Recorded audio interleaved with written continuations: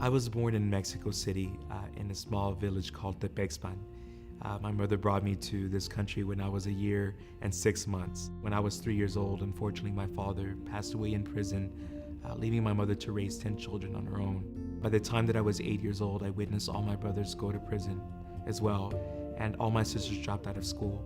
So when I was 8 years old, I was left to care for my sister who was mentally disabled. I would cook for her, I would bathe her, I would drop her off in the bus in the morning, would have to pick her up at night. I considered Sylvia as a child to be my greatest tragedy because to me, she stole my childhood. But later on, I came to understand that the reason that she came into my life was because she was the one that would keep me off the streets. I became the only member of my family of 10 to graduate from high school, and it was because of my sister Sylvia. Later on, my mother actually remarried to a very abusive man. When I was in middle school, my mother finally decided to leave Juan, and we ended up moving into a shelter for domestic violence. I started volunteering, and I began to find healing in my giving. I said, when I grow up, I will build a home for women. I will build a home for people that have been in my situation. I realized the sacrifices of my mother. She would have calluses on her knees from bending down from cleaning toilets all day. And that is why I decided to graduate from high school, because I did not want my mother's sacrifice, her hard work, to be in vain. When I was 19 years old, we built a shelter for battered women.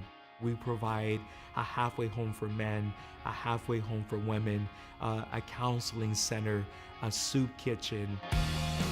When I was at a community college is when I learned of the Hispanic Scholarship Fund. So I went from a community college to SMU, where I graduated as the top student in corporate communications and public affairs. Who would have ever imagined that this kid who most people dismiss as belonging in the crack house would end up at the White House to receive the U.S. Congressional Gold Medal?